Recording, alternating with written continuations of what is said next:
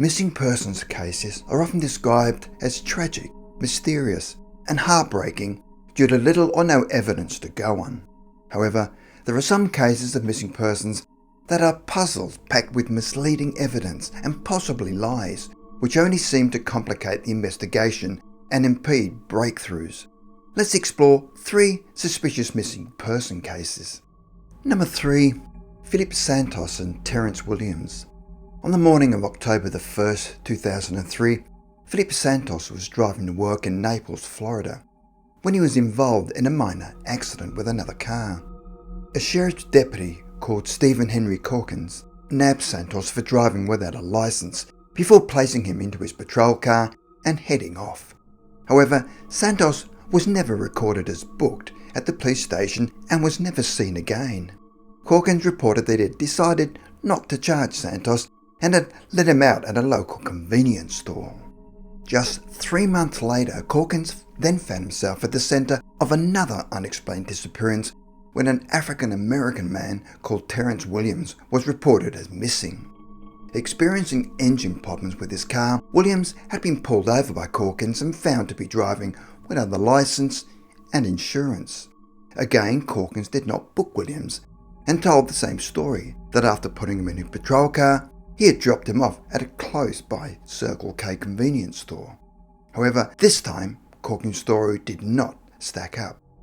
He later claimed to have phoned the store to inquire about Williams, but phone records showed that he had not contacted the store, exposing his lie.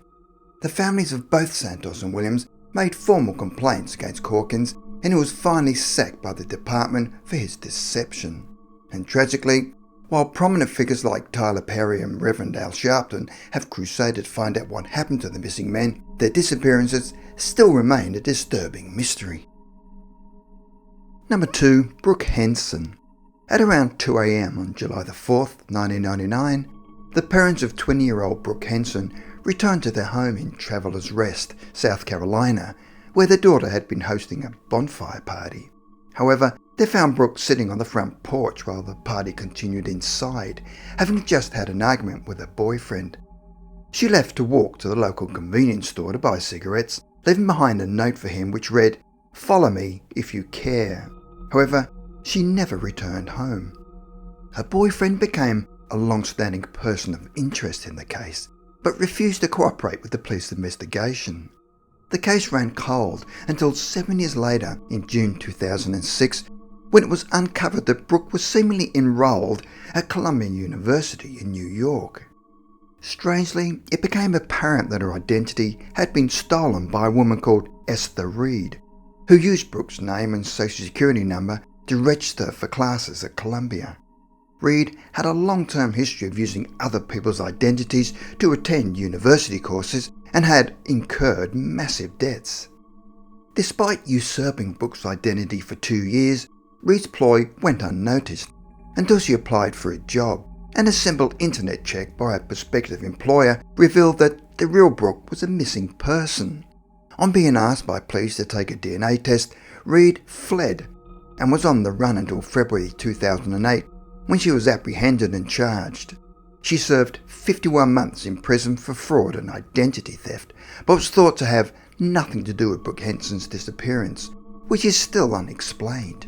Strangely, 20 years later, police reported getting a new lead in the cold case, and the very next day, Brooke's former boyfriend passed away in mysterious circumstances. Number 1. Robin Abrams. 23-year-old Robin Abrams disappeared from her hometown of Beecher, Illinois, on October 4th, 1990. Soon afterwards, her empty car was located in a neighbouring town, with its keys still in the ignition. A local reported witnessing 2 men dropping off the vehicle with a tow truck that night. The nearby sheriff's department began an investigation of Abrams' disappearance, but it was soon transferred to state authorities. However, there was a potential conflict of interest in that Abrams had been involved in a highly charged legal dispute with the department, in particular with a local police officer called Anthony Marquez. Abrams had been in a relationship with the married Marquez since 1987. He had persuaded her to take on a job with the sheriff's department, but their affair soured after Marquez had apparently rammed Abrams' car while she and her mother were inside.